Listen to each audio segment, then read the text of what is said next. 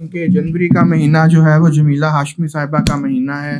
ان کی وفات بھی جنوری میں ہی ہوئی اور ان کی جو رحلت تھی، ان کی جو پیدائش تھی وہ بھی جو ہے وہ جنوری میں ہی ہوئی. تو ان سے کافی سالوں سے بات ہو رہی تھی کہ آپ کی جو ہے امی کا جو حوالہ ہے وہ اب محو ہوتا جا رہا ہے ہمارے قومی شعور سے. تو بہرحال یہ بڑی اچھی بات ہے کہ مطلب لیٹ ہی صحیح لیکن تاخیر تھی تو کچھ باعث تاخیر بھی تھا. تو اس کے مصداق تو میں کوشش کروں گا کہ ابھی ان کا حال میں ہی جو ان کا پہلا ثانوی مجموعہ ہے جمیلہ ہاشمی صاحبہ کا، آپ بیتی جگ بیتی، وہ ابھی جیلم بک کارنر سے ری ایشو ہوا ہے. تو عائشہ آپا کی مہربانی تھی کہ انہوں نے جیلم والوں کو، خود تو وہ جرمنی میں بیٹھے ہوئے ہیں لیکن انہوں نے مجھے ایک اس کا مسودہ بھیج دیا. تو میرا خیال ہے کہ شاید اس پہ ابھی تک بات نہیں ہوئی، اور اگر بات ریپیٹ ہو رہی ہے تو میں اس کے لیے معذرت خواہ ہوں. تو جمیلہ ہاشمی صاحبہ کا پہلا ثانوی مجموعہ جو تھا وہ آپ بیتی جگ بیتی جو ہے وہ تھا، جو 1969 میں شائع ہوا تھا. اس سے پہلے وہ آتش رفتہ 1961 میں، جس کا ذکر رضا بھائی نے بھی کیا، وہ اپنی دھاک بٹھا چکی تھی. مطلب ان کے ہاں جو مشرقی پنجاب کی فضا ہے وہ میں نے ان کے کسی اور ہم اثر افسانہ نگارہ فکشن رائٹر میں نہیں دیکھی. بہت سے نقاد جو ہیں وہ افسوس کے ساتھ کہنا پڑتا ہے ان کے کام کو وہ احمد ندیم قاسمی اور بیدی صاحب سے اور بلبن سنگھ سے کمپیئر کرتے ہیں، جو کہ ایک بڑی ہی بددیانتی کی بات ہے کیونکہ ہر رائٹر منفرد ہوتا ہے. اور میں بھی ان نقادوں کا بھی ذکر کروں گا، ان سکہ بند نقادوں کا، جن کا کام ہی یہی ہے، وہ اپنا بریڈ بٹر بس کمپیئر کرنے میں لگاتے ہیں. ادبی کلرکی سے زیادہ کچھ نہیں ہے. اگر آپ نے ادب میں کلرک بننا ہے تو کئی لوگ جو ہے وہ مفت میں موازنے کرتے رہتے ہیں. جی یہ شخص جو ہے اس کی قبر کو ڈھا کے کسی اور کو کھڑا کرنا بہت بڑی ادبی بددیانتی ہے، اور میں ان نقادوں کی طرف بھی آخر میں آؤں گا. تو اب آپ اگر ان کے پہلے افسانوی مجموعے کو دیکھیں، آپ بیتی جگ بیتی، تو اس میں یہ مشرقی پنجاب کی جو فضا ہے یہ اس میں آپ کو تھرو آؤٹ ان افسانوں میں آپ کو یہ جو ہے یہ آپ کو نظر آئے گی. اور اس پورے افسانوی مجموعے میں بڑی عمر کے تمام مرد صرف اس لیے خاموش ہیں کہ وہ اپنی محبوبہ یا رقیب یا بہن کے عاشق کو قتل ہی نہیں کرتے، اس کی لاش کے ٹکڑے ٹکڑے کر کے اسے ٹھکانے لگا چکے ہیں. عورتیں بھی اس افسانوی مجموعے میں جو عورتیں ہیں وہ بھی موت کے سوداگر کے سامنے خود سپردگی کی کیفیت میں ہیں. دیکھیں اس کا ایک جملہ دیکھیں، اسی افسانوی مجموعے کے ایک افسانے بجھے دیے سے یہ ایک لائن میں جمیلہ صاحبہ کی آپ کے سامنے پیش کروں گا. اس نے ہولے ہولے مینڈیاں کھولیں، گندھے ہوئے زیور کھولے، میں نے اس کا ہاتھ پکڑ لیا اور تیز دھار والی کرپان سے اسے کاٹنے لگا. End quote. ایک اور جملہ دیکھیں، اسی افسانوی مجموعے کا ایک افسانہ ہے دو خط. آئی کوٹ، کہیں دبیز مخملی نرم ٹھنڈے موت کے سے آرام دے پرسکون اندھیرے میں لپٹی تمہاری عطیہ. And quote. کیونکہ دو خط ہیں تو اس میں ایک خط کا ایک پیرایا جو ہے یہ جمیلہ ہاشمی نے پہنایا ہے کہانی کو.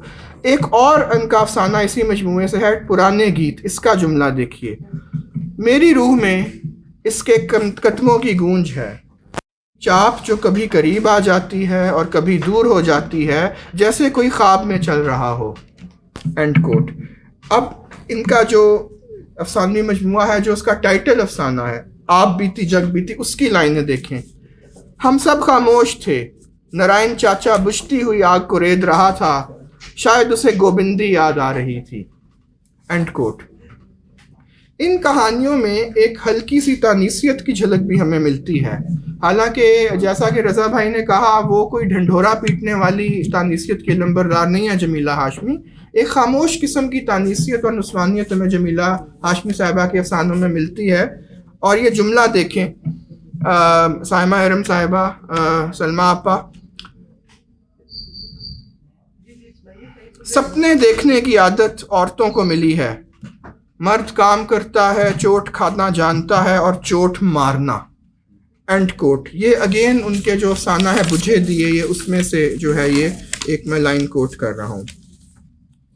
ایک اور جملہ دیکھیں ان کے افسانے پرانے گیت سے، ہم اچھائی اور سچائی کی نہیں صرف عورت کی تلاش میں پھرتے ہیں، ہماری ساری جنگیں اپنے سے پٹنے اور اپنے سے شکست کھانے میں ختم ہو جاتی ہیں.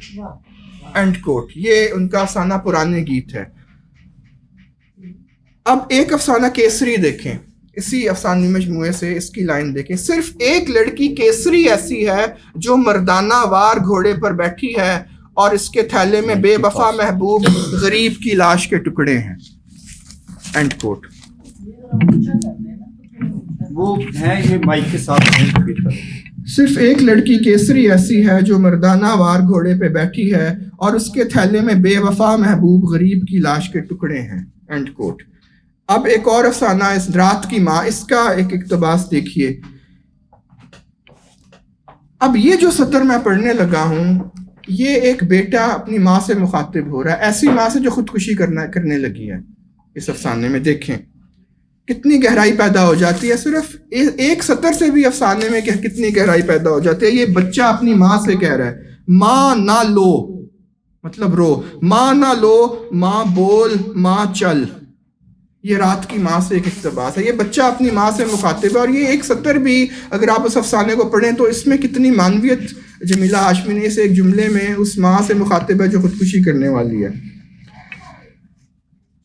جیسے کہ ہمیں پتہ ہے جمیلہ ہاشمی کا رجحان طوالت کی طرف ہے، اسی لیے ناول اور ناولٹ کے حوالے سے وہ پہچانی جاتی ہیں. جیسے کہ ان کا ناولٹ روحی جو چولستان میں جس کا لوکیل ہے، چہرہ بچہرہ روبرو جس کا رضا بھائی نے بہت تفصیل سے ذکر کیا، مگر اردو افسانے میں بھی ان کے ذکر سے صرف نظر نہیں کیا جا سکتا. ان کا ایک ناولوں کا مجموعہ ہے اپنا اپنا جہنم، جس کے 3 مختصر افسانے جو ہیں ان کو خاص طور پہ میں کوٹ کرنا چاہوں گا. یہ 1973 میں مجموعہ چھپا.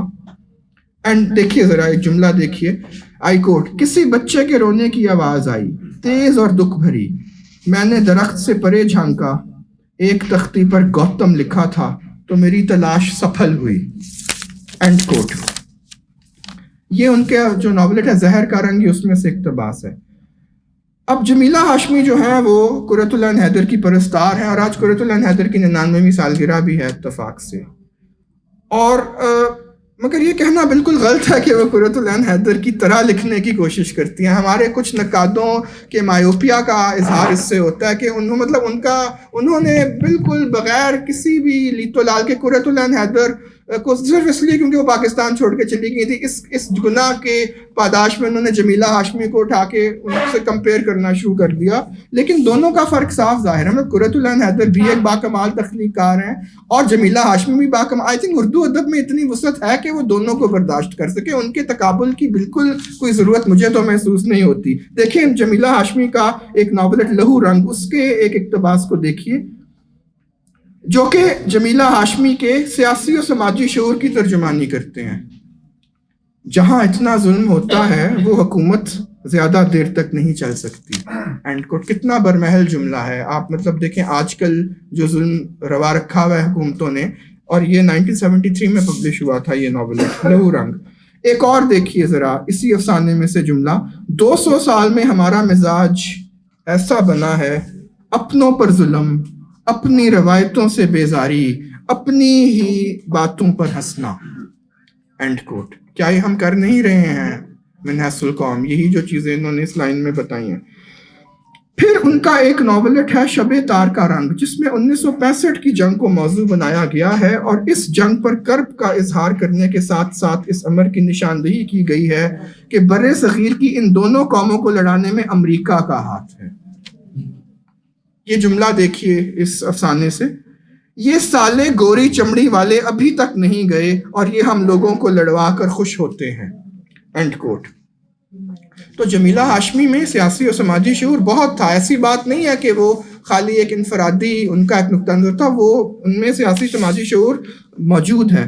اچھا، اسی افسانے میں قومی طرز احساس کا یوں تجزیہ کیا گیا ہے. آئی کوٹ. ایک طبقے کی زندگی اسی میں ہے کہ ہم زندہ نہ رہیں، کسی ظلم اور زیادتی کے خلاف آواز نہ اٹھائیں.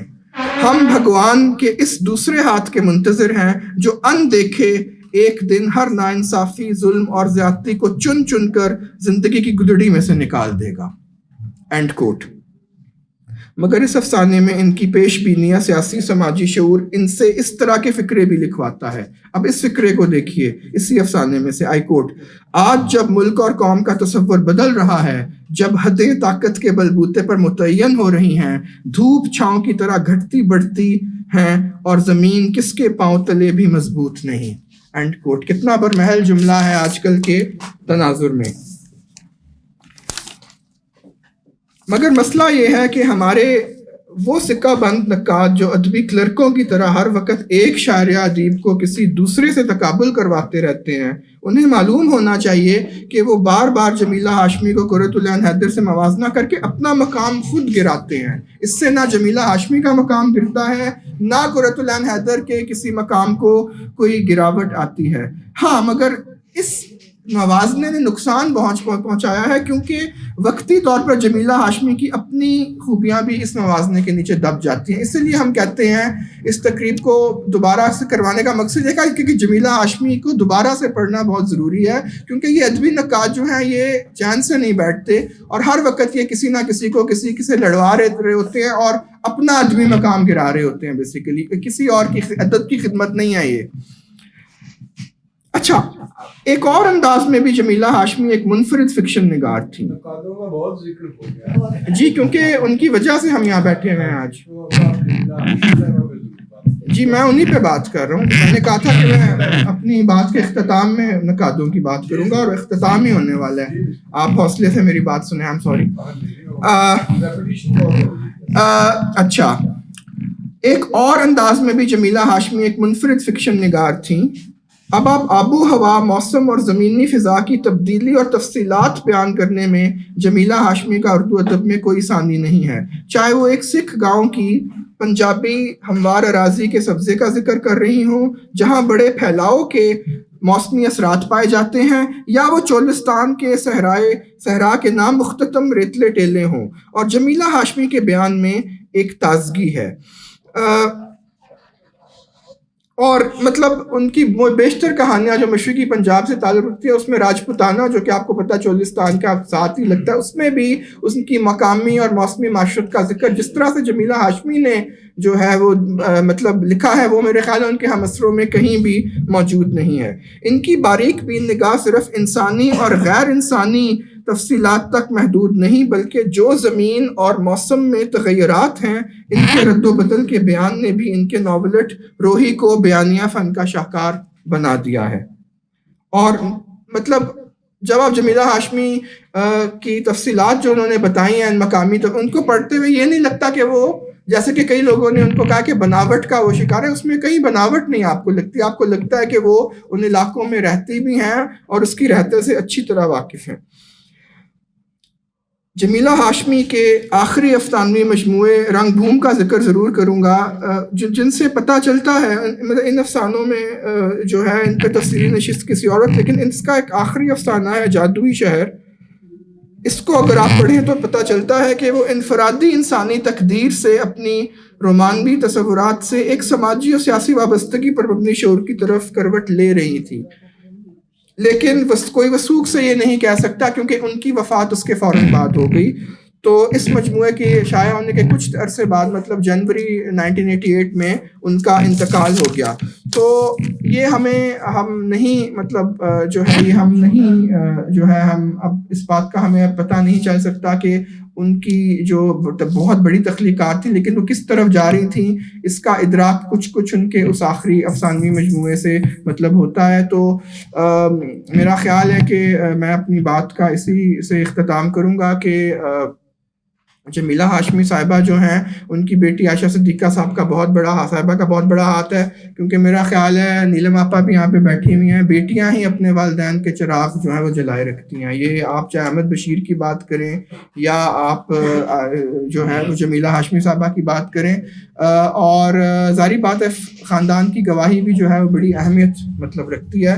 تو ہماری خواہش تھی کہ عائشہ صدیقہ صاحبہ ہمارے درمیان ہوں، لیکن جیسا ذکر ہو چکا وہ کچھ معاملات کی وجہ سے وہ لندن سے نہیں آ سکی. بہرحال ان کا ریکارڈڈ میسج جس کو ریسیو کرنے کی وجہ سے میں تاخیر سے آیا، وہ انتظار کر رہا تھا، تو وہ انہوں نے بھیجا ہے، تو وہ وائس نوٹ ہے. تو اب مجھے نہیں پتا وہ کس طرح ہم چلائیں گے، لیکن وہ انہوں نے وائس نوٹ بھیجا ہے، تو انشاءاللہ پھر اس میں بھی کچھ چشم کشا انہوں نے حقائق سے پردہ اٹھایا ہے کہ کیسے یہاں پہ ایک ادبی لابی نے ان کے نام کو ختم کرنے کی کوشش کی، اور مطلب 1988 کے بعد میرے خیال میں ایک یا دو ہی کوئی اس طرح کی محفلیں منعقد کی گئی ہوں گی ان کی عظیم ماں کے اوپر لاہور میں. تو حالانکہ وہ تمام لوگ، ان میں سے کافی لوگ موجود ہیں جو ان کی داستان سرائے میں جاتے ہوتے تھے، وہ شب افسانہ ایک منعقد کیا کرتی تھی لاہور میں، ان میں سے کافی لوگ ابھی موجود ہیں جو ان کے دسترخوان کے فیضان سے انہوں نے بہت کچھ وصول کیا. لیکن وائے قسمت یہ ہے کہ ان کو بھی کبھی تحریک نہیں ہوئی کہ وہ اس عظیم تخلیقات کو یاد کریں. آپ کی سماعت کا بہت بہت شکریہ. میرا خیال ہے کہ رضا نعیم صاحب نے جتنے نقادوں کے لتے لیے ہیں، اس کے بعد ہم کسی بھی قسم کی تنقید کرنے سے گھبرائیں گے سوائے ناصر باز نیر صاحب کے تو ہم جو جمیلہ ہاشمی پہ تنقید کا یا دعوت نقد جو ہے نا، وہ ہم ساری کی ساری ناصر صاحب کے سپرد کرتے ہیں، اور ہم خود جو ہے وہ کچھ ایسے ہاتھ باندھ کے چھوٹی موٹی بات کر لیتے ہیں. تو خیر یہ تو ایک لائٹر نوٹ بات کی تھی، اور یقیناً یہاں جو لوگ بیٹھے ہیں، سلما آپا ہیں، نیلم آپا ہیں اور ناصر صاحب ہیں، وہ بہت اچھے طریقے سے، اس سے پہلے رضا نعیم نے بھی بہت تفصیل سے بات کی ہے جمیلہ ہاشمی کے فن پاروں پہ. مجھے اندازہ ہے کہ وقت بھی ذرا قدر تنگ ہے، اور اس کے بعد نہیں، آپ یہ مت دعوت مت دیں، یہ نہ ہو کہ بعد میں. اور میری خواہش بھی یہ ہے کہ ویسے بھی 5-10 منٹ کے بعد جو اٹینشن سپین ہے وہ بھی ختم ہونا شروع ہو جاتا ہے، اور ہم سب اس بات کو جانتے ہیں. اور یہاں جو لوگ بیٹھے ہیں، ناصر صاحب کو میں بھی سننے آئی ہوں اور باقی لوگوں کو، تو میں نے پہلے ہی کہا نا کہ اب آپ ہی رضا نعیم صاحب کو تو میں جمیلہ ہاشمی کے فن پہ تو اس وقت زیادہ بات نہیں کروں گی، اس کے لیے بہت اہم نام یہاں موجود ہیں، وہ کریں گے. ان کی شخصیت پہ بھی بات زیادہ نہیں کروں گی، کیونکہ ان کے ساتھ جنہوں نے ان کو دیکھا ہے یا جو ان سے براہ راست رابطے میں ہیں، وہ لوگ بھی یہاں موجود ہیں. میں ایک ایسے موضوع پہ بات کرنا چاہوں گی جمیلہ کے حوالے سے جس کا یہاں بار بار ذکر ہو رہا ہے، اور وہ ذکر ہے جمیلہ ہاشمی کو فراموش کر دینے کا. اس کا ثبوت اس بات سے ہے کہ یہ جو پوسٹر ہم نے یہاں لگایا ہے جمیلہ ہاشمی، اور آگے اس میں لکھنا پڑا ہے تلاش بہاراں، آتش رفتہ، دشت سوز اور دیگر کتابوں کی مصنفہ. میرا نہیں خیال کہ اتنی بڑی جو رائٹر ہیں ان کے ساتھ یہ وقت آ جائے کہ ہمیں لکھنا پڑے کہ جمیلہ ہاشمی کون ہے اور ان کی کتابوں کے نام کیا ہیں. ابھی جیسے رضا نے بھی بتایا کہ جو وائس نوٹ عائشہ صدیقہ کا ہے، اس میں بھی یہ تذکرہ موجود ہے. تو میرا یہاں جو میں تھوڑا سا پڑھ کے بھی آپ کو جو میں لکھ کے لائی ہوں، طویل ہے لیکن اس کا کچھ حصہ میں پڑھ کے اور کچھ حصہ زبانی آپ سے کروں گی. میرا سوال یہ ہے یہاں پہ کہ ایسا ہوا ہی کیوں ہے، میں اس کی وہ وجہ جاننے کی کوشش کروں گی. تو تھوڑا سا برداشت کیجئے رضا نعیم صاحب خاص طور پہ. تو اچھا، اردو کی ادبی تواریخ میں میر اور سودا کے دور کو عہد زریں کہا جاتا ہے. معلوم نہیں کہ صحت کے لیے یہ عنوان پہل کس نے تجویز کیا. البتہ یہ ضرور ہے کہ 18ویں صدی میں جہاں یہ دونوں شاعر موجود تھے، بلا شبہ اردو شاعری کو ایسے شعراء نصیب ہوئے جن کی بدولت اردو شاعری میں نہ صرف رنگ کی کیفیات پیدا ہوئیں، بلکہ اس وقت کی مروجہ اصناف شعر مثلا غزل، مثنوی، قصیدہ، مرثیہ وغیرہ اپنے نقطۂ معراج تک پہنچنے میں کامیاب ہو سکیں. اسی طرح اگر کسی دور کو ادبی نثر، خصوصاً تخلیقی نثر کا نقطۂ عروج یا عہد زریں قرار دینا ہو تو 20ویں صدی سے بہتر کون سا دور ہو سکتا ہے. ایسا اس لیے نہیں کہ 20ویں صدی میں اعلیٰ اردو نثری ادب تخلیق ہوا، بہترین افسانے اور بعض اوقات ناول تو اب بھی لکھے جا رہے ہیں اور آئندہ بھی لکھے جاتے رہیں گے. ایسا اس لیے کہ 20ویں صدی میں جدید نثری تخلیقی اصناف کا نہ صرف جنم ہوا بلکہ ان اصناف نے دور جوانی بھی دیکھا. اور ایسا اس لیے بھی اور یہی امیر و سودا کے عہد زری کا بھی حال تھا۔ ایسا اس لیے بھی کہ 20ویں صدی ہی میں اردو تخلیقی نثر لکھنے والوں کی بہتات نظر آتی ہے، ایک سے بڑھ کر ایک افسانہ نگار اور ایک سے بڑھ کر ایک ناول لکھنے والے، اور ان میں جنس کی تخصیص بھی نہیں، مانا کہ مردوں کے مقابلے میں عددی لحاظ سے کم خواتین نثر کے میدان میں زور بازو آزمانے نکلیں، لیکن یہ بھی ماننا پڑے گا کہ اس دور میں جن خواتین نے افسانہ اور ناول لکھنے کا بیڑا اٹھایا، انہوں نے بہرحال اپنے آپ کو منوایا، اور اردو ادب جہاں خواتین پہل محض موضوع شعر نظر آتی تھیں، اب اتنا باثبت ہو گیا کہ اردو کی ادبی تواریخ میں خواتین لکھاریوں پر الگ سے باب قائم کیا جا سکتا ہے۔ 19ویں صدی کے اواخر میں نظر سجاد حیدر ہوں یا محمدی بیگم، 20ویں صدی کے اوائل سے حجاب امتیاز علی ہوں یا رشید جہاں، پھر اسم چغتائی، قرۃ العین حیدر، ہاجرہ مسرور، خدیجہ مستور، جیلانی بانو، فہمیدہ ریاض، اور ایسے درجنوں نام ہیں جنہوں نے اردو ادب میں صرف خواتین ہونے کے ناطے جگہ نہیں پائی، بلکہ بلا تفریق جنس اپنے آپ کو بڑا ادیب ثابت کیا۔ ایسے ہی ناموں میں سے ایک نام جمیلہ ہاشمی کا بھی ہے، جسے انوار احمد صاحب اپنی کتاب اردو افسانہ ایک صدی کا قصہ میں قرۃ العین حیدر کا پاکستانی ایڈیشن کہتے ہیں۔ چلیے اسی بہانے کسی ہمارے بزرگ نے یہ تو مانا کہ حیدر پاکستانی ادب کی نمائندہ نہ ہیں، اور جس کے لیے ان کی بیٹی عائشہ صدیقہ دا ریلکٹنٹ فیمنسٹ کا ٹائٹل استعمال کرتی ہیں، دا ریلکٹنٹ فیمنسٹ۔ آتش رفتہ جمیلہ ہاشمی کا پہلا ناولٹ، تلاش بہاراں آدم جی ادبی ایوارڈ یافتہ، جس کے مقابلے میں غالباً، اگر میں غلط ہوں تو میری تصحیح ناصر صاحب کریں گے، جس کے مقابلے میں غالباً علی پور کا ایلی بھی تھا، اور جس پہ پھر بعد میں لکھا گیا تھا یہ علی پور کا ایلی جسے آدم جی ادبی ایوارڈ نہ ملا۔ دشت سوز، چہرہ بے چہرہ روبرو، روحی، رنگ بھوم جیسا شاندار کہانیوں کا مجموعہ، اور آپ بیتی جگ بیتی، جس تخلیقار کی مختصر سی 58-59 سالہ زندگی میں ایسے شاندار ادبی کارنامے موجود ہوں، اس کو کسی دوسرے تخلیقار کا پاکستانی ایڈیشن کہنے کا کیا سبب ہو سکتا ہے؟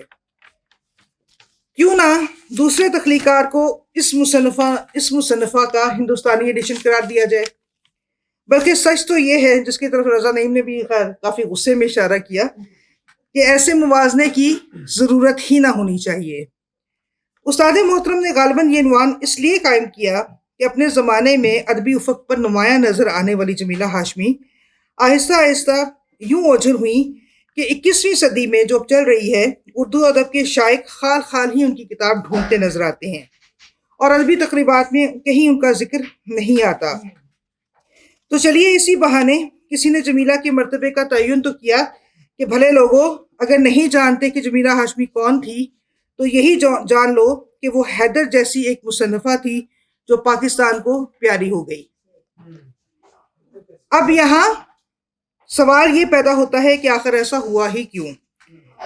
اس سوال کا ایک جواب ڈاکٹر عائشہ صدیقہ نے اپنے شاندار اور غیر معمولی طور پر متاثر کن مضمون میں دینے کی کوشش کی ہے۔ ان کے مطابق جمیلہ کو نظر انداز کرنے یا ان کے نظر انداز ہونے کی ایک بڑی اور بنیادی وجہ ان کا پنجابی ہونا ہے۔ ان کا موقف ہے کہ اردو کی شریف برادری یعنی شرفا یعنی اشرافیہ ایلیٹ کلاس غیر پنجابی تھی اس وقت کی، اور بالخصوص مابعد 1947 کے پاکستان میں یہ ایلیٹ اردو کے ادبی منظرنامے پر چھائی ہوئی نظر آتی ہے۔ صرف تخلیقی میدان ہی میں نہیں، اور اچھا کسی حد تک وہ اثرات اب بھی ہیں، صرف تخلیقی میدان ہی میں نہیں بلکہ نقد و نظر اور اردو کی سرپرستانہ کمیٹیوں یا پاکستانی ادب کے خد و خال واضح کرنے کا بیڑا اٹھانے والوں میں بھی یہ شرفا نمایاں تر رہے ہیں۔ اگرچہ پوسٹ 1947 میں پنجابی ادیبوں کی ایک بڑی تعداد بھی سامنے آئی، جن کے بارے میں آپ سب جانتے ہیں، یہاں میں وہ تفصیلات نہیں دے رہی کہ کون کون سے نام ہیں، وہ آپ سب جانتے ہیں، جنہوں نے اردو کو ادبی اپنے تخلیقی اظہار کی زبان بنایا۔ لیکن بقول عائشہ صدیقہ اردو کے معتبر نقاد اپنی تحریروں میں یا تو 1947 سے پہلے کے ادب پر تبصرہ کرتے ہیں یا پاکستانی ادیبوں میں سے صرف انہی پر لکھتے ہیں جو اہل زبان ہوں یا اہل زبان کی طرح لکھتے ہوں، مثلاً قرۃ العین حیدر. اور یہاں اس اپنے مضمون میں انہوں نے ہمارے عہد کے ایک بڑے افسانہ نگار کی طرف بھی اشارہ کیا، خاص طور پر بالخصوص ان کا ذکر کیا کہ وہ اپنی تحریروں میں یا تو 1947 سے پہلے تک کے ادب کے بارے میں بات کرتے ہیں یا پھر بعد میں اس طرح کے جو لکھنؤ اور اس طرح کے جو ہیں وہاں تک بات کرتے ہیں. عائشہ کا یہ مضمون 2000، میں تو تفصیلات بتا رہی ہوں، میں رضا نعیم کے جیسی بے دھڑک تھوڑی ہوں، میں نے گھر جا کے نوکری بھی جا کے کرنی، میں نے جا کے نوکری بھی کرنی ہے. عائشہ کا یہ مضمون 2013 میں شائع ہوا. ان کے اس تجزیے سے کسی حد تک اتفاق کیا جا سکتا ہے کہ واقعی ہو سکتا ہے کہ ایسا ہو، لیکن یہ تصویر کا صرف ایک رخ ہے. یہ ضرور ہے کہ لسانی سیاست میں اردو اور اہل زبان کا ایک مؤثر کردار رہا ہے. اب اس پہ زیادہ بات میں اس لیے نہیں کر سکتی کہ میری روزی روٹی اس سے جڑی ہوئی ہے، لیکن آپ چونکہ انجمن ترقی پسند مصنفین سے تعلق رکھتے ہیں، آپ بہت اچھے سے جانتے ہیں کہ لسانی سیاست نے پاکستان بننے سے پہلے بھی اور اس کے بعد بھی کیا کیا کرشمے دکھائے ہیں.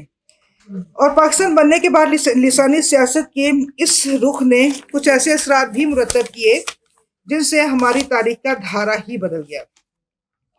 لیکن یہ بھی درست ہے کہ اسی ادبی اشرافیہ کی سرپرستی میں درجنوں پنجابی اردو میں بھی لکھتے رہے اور ان کی تحریریں آج بھی زیر بحث رہتی ہیں. تو یوں اس سوال کے جواب کے لیے کہ جمیلہ کیوں نظر انداز ہوئیں، کچھ مزید سوچ بچار کی ضرورت ہے. اچھا، ایک وجہ جو سامنے کی نظر آتی ہے وہ جمیلہ کے ادبی منظر نامے میں عملی شمولیت سے گریز بھی ہو سکتی ہے. اگرچہ کہ یہاں طارق صاحب کا ایک اقتباس پڑھا گیا جس میں جمیلہ کے ہاں منعقد ہونے والی محافل کا ذکر کیا گیا، لیکن وہ شاید کافی نہ تھیں. اپنی ابتدائی تحریروں کے بعد جمیلہ ہاشمی کی شادی بہاولپور کی پیر فیملی میں ہو گئی. ان کے شوہر نہ صرف پیر بلکہ گدی نشین بھی تھے، اور جمیلہ ہاشمی نے شادی کے بعد اپنی ادبی سرگرمیاں ترک تو نہ کی، لیکن وہ ان معنوں میں ادبی منظر نامے کا حصہ نہ رہ سکیں جن کا ایک متحرک ادیب سے تقاضا کیا جاتا ہے. جمیلہ کے دور کا ادبی منظر نامہ مختلف اور بعض صورتوں میں متحرک دھڑے بندیوں کا شکار نظر آتا ہے. ترقی پسند مصنفین اپنے حامی ادیبوں سے ایک شدید کمٹمنٹ اور مخصوص ادب کی تخلیق کے متقاضی نظر آتے ہیں، اور دوسری طرف ہلکا باب ذوق کے اپنے تصورات اور اپنے تقاضے ہیں. یہ اس زمانے کی میں بات کر رہی. جمیلہ کا ادب اور شخصی انتخابات، یعنی جو ان کے ادب کا طریقہ کار تھا جس کی طرف رضا نے ایک اشارہ کیا کہ وہ دونوں دھڑے بندیوں سے ہٹ کے لکھتی تھی، اپنی پسند سے لکھتی تھی، اپنی پسند کا انتخاب کرتی تھی. اور پھر ان کی ذاتی زندگی کے جو ان کی شخصی انتخابات تھے کہ انہوں نے ایک خاص طرح کی فیملی میں شادی کی اور ایک خاص طرح کے رول کے لیے اپنے آپ کو سرنڈر کیا، جس کی طرف عائشہ نے بھی اپنے مضمون میں اشارہ کیا ہے، تو وہ بہت اہم ہے. تو جمیلہ کا ادب اور شخصی انتخابات کے لیے ان دونوں دھڑوں کی طرف کوئی جگہ نہیں بچتی. ان متحارب گروہوں کے بین کچھ اور ادیب بھی تھے جنہوں نے اپنی ایک منڈلی جمائی ہوئی تھی، جو ان کے گھر بھی جاتے تھے یا جن سے ان کا واسطہ ذاتی طور پہ بھی رہتا تھا. جمیلہ ان کے معیارات، یہاں معیارات انورٹڈ کاما میں، جمیلہ ان کے معیارات پر بھی پوری طرح جم نہ پاتی تھی. اگرچہ جمیلہ نے سال بہ سال اپنے گھر میں شب افسانہ منا کر ادیبوں اور نئی تخلیقات سے رابطہ تو رکھا، مگر شاید یہ کافی نہ تھا. جمیلہ کسی ادبی گروہ بندی کا حصہ نہ تھیں، وہ کسی کی فرمائش پہ نہ لکھتی تھیں، ادب کو نعرہ بازی نہ بناتی تھیں. ادبی سیاست کے اکھاڑے میں ان کے ہونے سے کس کو فائدہ پہنچ سکتا تھا یا نہ ہونے سے کس کو نقصان؟ تو پھر ان کی تخلیقات پر بار بار بات کرنے کی کسی کو کیا پڑی تھی؟ یہ الگ بات ہے کہ اردو کے کسی بھی سنجیدہ کاری نے ان کے ناولوں کو نظر انداز نہیں کیا. اور کچھ نہیں تو اسلوب احمد انصاری کا دشت سوز پہ لکھا ہوا مضمون ہی پڑھ لیا جائے تو جمیلہ کا ادبی قدکاٹ واضح ہو کر سامنے آتا ہے. اچھا، پھر ایک اور وجہ بھی ہے. اگر ہم اس کو مان بھی لیں کہ ایسا نہیں تھا یا اس ایک حصہ ہے، تو ایک اور وجہ بھی جو میری سمجھ میں آتی ہے وہ میں آپ کے سامنے رکھ دیتی ہوں. وہ وجہ یہ ہے کہ جمیلہ کے ناول پہلی قرت میں करत में पकड़ाई नहीं देते। मशरकी और मगरबी पंजाब की माशरत, खसूसन सिख माशरत और देही ज़िंदगी पर उनका तख्लीकी तबसरा, रज़ा नईम से अल्लाह मुझे बचाए, बहरहाल सिख माशरत पर उनका और देही ज़िंदगी पर उनका तबसरा उन्हें अहमद नदीम कासमी और बलवंत सिंह के मुकाबले ला खड़ा करता है। तकसीम पंजाब का दुख उनके नावल तलाशी बहारा के मुतअद्दिद सफ़ात पर बिखरा दिखाई देता है। और ये बड़ी ही एक अजीब बात है कि तकसीम के बयानिए पे लिखे गए नावलों में से आंगन को तो खैर हम सब जानते हैं कि बहुत पजीराई हुई, और फिर कुरतुल हैदर जिनके बारे में कहा गया कि उन्होंने पाकिस्तान छोड़ा ही इसलिए कि आग का दरिया लिख दिया था, और वो तकसीम के बयानिए पे पहला मुफस्सल तबसरा था तकसीम पर 1947 की। लेकिन हैरत अंगेज़ तौर पर आग का दरिया आप दोबारा पढ़िए, तकरीबन 1000 सफ़े का वो मेरा ख्याल नावल है, इतने सफ़ात तो होंगे। पंजाब पर उसमें एक जुमला नहीं है, जलियांवाला बाग पे उसका एक जुमला नहीं है। सारा का सारा नावल किसी और सिनेरियो में, मैं उसको कम नहीं कर रही हूँ, मैं उसकी अदबी हैसियत को किसी सूरत में कम नहीं कर रही हूँ, मैं उसके सिर्फ एक पहलू की तरफ इशारा कर रही हूँ कि जिस नावल को हम तकसीम का बयानिया समझते हैं उसमें सबसे बड़े अलमिये जो हमारे पंजाब के थे उसकी तरफ इशारा नहीं है, जबकि तलाश बहारा सारा का सारा उस तरफ इशारा करता है। बहुत अच्छा पॉइंट। मगर हम तलाश बहारा को नज़रअंदाज कर रहे हैं और दूसरे जो नावल हैं उनकी तरफ हम तवज्जो देते हैं। तो इस नावल की मरकज़ी किरदार कमल कुमारी बज़ाहिर सादा या हेनरी जेम्स के अल्फाज में फ्लैट किरदार है। जो मैं कह रही थी ना, पहली किरत में पकड़ाई नहीं देते, तो बज़ाहिर ये किरदार बड़ा फ्लैट सा नज़र आता है, लेकिन गौर करने पर, दोबारा पढ़ने पर इस किरदार की तहदारी आहिस्ता आहिस्ता नुमायाँ होती है और कमल कुमारी एक प्रोटैगनिस्ट के तौर पर सामने आती है। यही सूरत दस्तसूस और चेहरा बचेहरा रूबरू के किरदारों की भी है, जिनको डॉक्टर सफ़ीर हैदर ने मावरायत की तमन्ना लिए किरदार कहा है। इन दोनों नावलों से बजा तौर पर एक तारीखी रोमान के तौर पर सरसरी गुजरा जा सकता है। अलबत्ता इन नावलों की बाज़खानी गोया एक जहान दीगर में दाखिले के मस्दाक है, जहाँ अफराद की अंदरूनी कशाकश, ज़िंदगी के आफाकी मसाइल और जमीला हाशमी की शख्सी जदलियात की अक्कासी नज़र आती है। शायद ये भी एक वजह हो कि जमीला को वो कारी कम मैसर हुए जो बैनर सतूत पढ़त के आदि हों।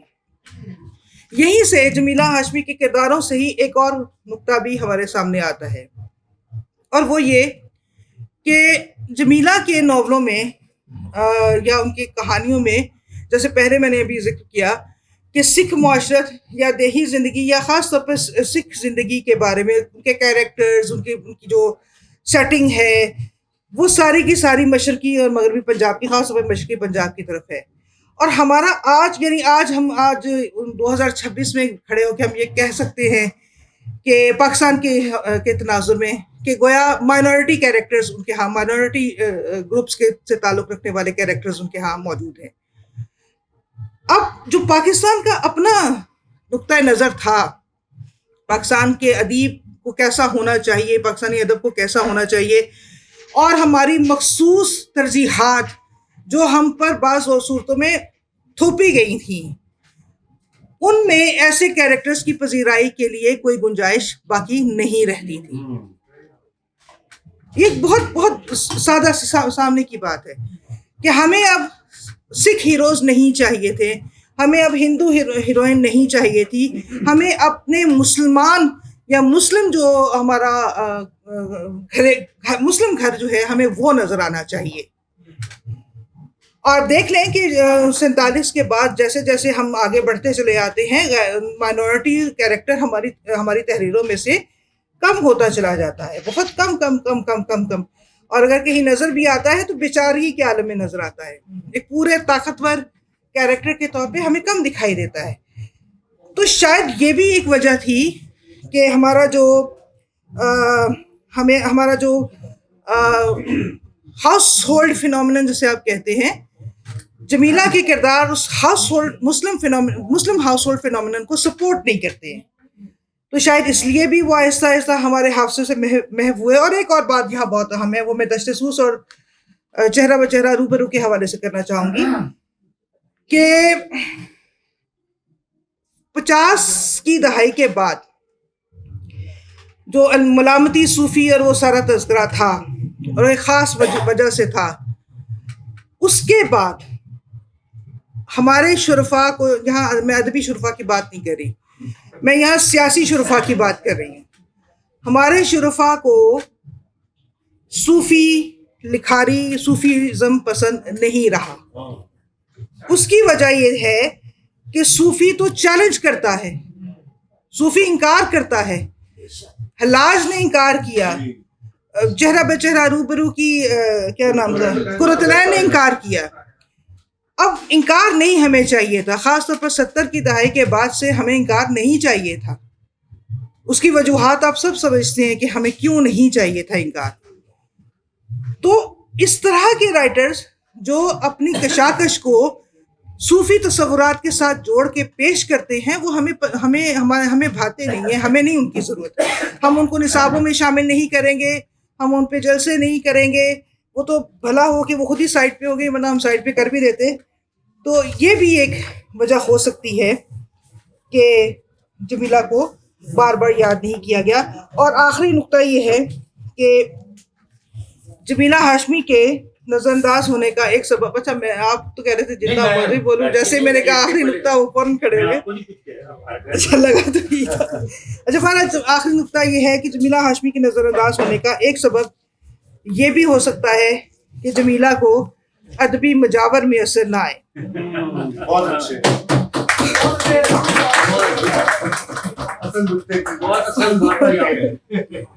उनकी किताबें बेशस बेश नापैद रहीं, अगरचे कि अब उनकी किताबों की शायद मुकर्रर की तरफ तवज्जो दी जा रही है। फिर उनकी शख्सियत और फ़न पर मकाले भी कम कम लिखे गए, जिसके लिए हम कसूरवार हैं। निसाबात में उनको जगह नहीं दी गई, अरबी बहसों में उनका तज़किरा ना हुआ, उनके नाम पर फेस्टिवल मुनक्किद न कराए गए।